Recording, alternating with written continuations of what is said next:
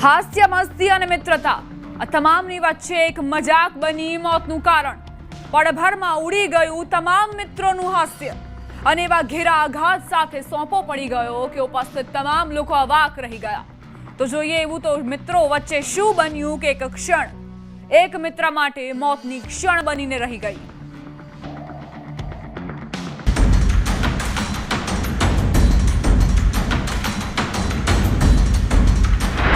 માંગ્યો સ્વાદ, મળ્યું મોત.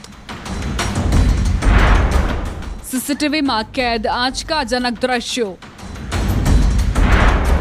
એક થપ્પડ બની મોતનું કારણ. જી હા, ઘટના અમદાવાદની છે. એ હદે ચોંકાવનારી અને આઘાતજનક છે કે જેણે ક્ષણભરમાં મોતનો સામનો કરાવી દીધો, એ પણ મિત્રના રૂપમાં. મિત્રોની મજાક બની ઘાતક.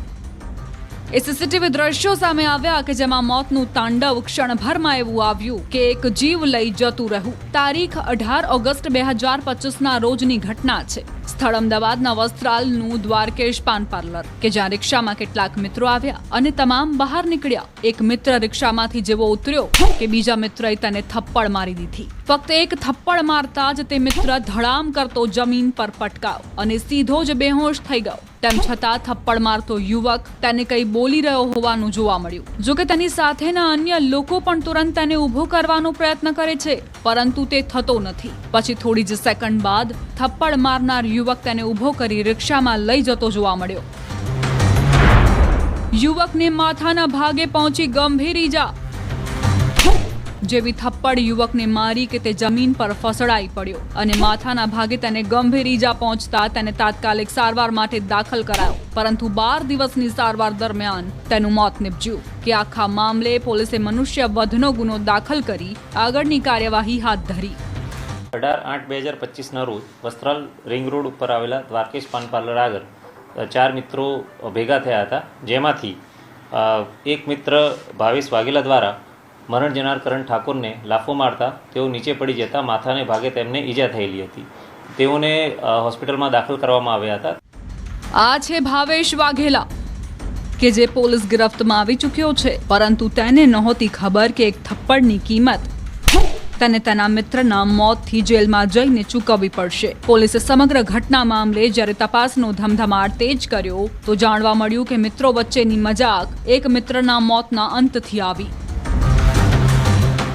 તારીખ 18 ઓગસ્ટ 2025ના રોજ કરણ ઠાકોર, ભાવેશ વાઘેલા અને રવિ વાઘેલા તથા કલ્પેશ પરમાર સહિત રાજુ રાજપૂત અને લલિત પરમાર તમામ લોકો એકઠા થયા હતા અને નંદોત્સવના દિવસે તેઓ શ્રાવણીઓ જુગાર રમવા માટે ભેગા થયા હતા. મોડી રાત સુધી જુગાર રમી વહેલી સવારે દ્વારકેશ પાન પાર્લર પાસે રિક્ષામાં આવ્યા. તમામ મિત્રો ખુશ હતા. હસી મજાક તેઓની વચ્ચે ચાલી રહી હતી. આ દરમિયાન રિક્ષા પાન પાર્લર બહાર જેવી ઊભી રહી કે ત્યાં જ રિક્ષામાંથી એક સફેદ કલરનો શર્ટ પહેરેલ ભાવેશ વાઘેલા નીકળ્યો અને પાછળથી કરણ ઠાકોર કે જેને અચાનક એક જોરદાર થપ્પડ મારતા જ કરણ ઠાકોર ત્યાં જમીન પર પછડાયો અને કરણનું માથું જમીન પર પછડાતા તે બેહોશ થઈ ગયો અને માથામાં ગંભીર ઈજા પહોંચતા તેને હોસ્પિટલમાં દાખલ તો કરાયો, પરંતુ તેનું સારવાર દરમિયાન 30 ઓગસ્ટના રોજ મોત નીપજ્યું હતું.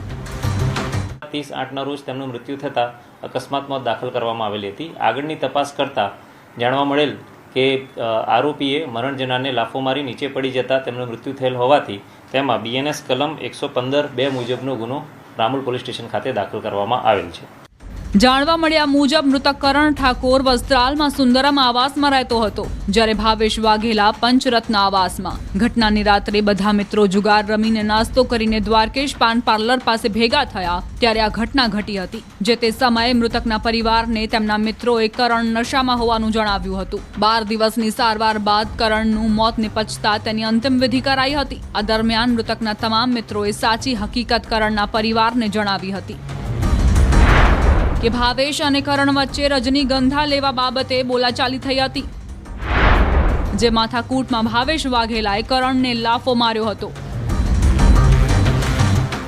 જેથી પરિવારે ઘટના સ્થળથી સીસીટીવી ફૂટેજ મેળવ્યા અને રામોલ પોલીસને જાણ કરી હતી, જેથી પોલીસે ગુનો દાખલ કરી ભાવેશ વાઘેલાને પકડી પાડ્યો હતો. મિત્રો વચ્ચેની મજાક મસ્તી એ હદે પહોંચશે તે ન તો ભાવેશે વિચાર્યું હતું કે ન કરણે. ફક્ત રજનીગંધા માંગવાની વાત અને ઝીકાયેલો તમાચો જે એક મિત્ર માટે મોત બનીને આવ્યો અને બીજા મિત્રને જેલ હવાલે કરી દીધો. અમદાવાદથી નવીન ઝા, ન્યૂઝ 18 ગુજરાતી.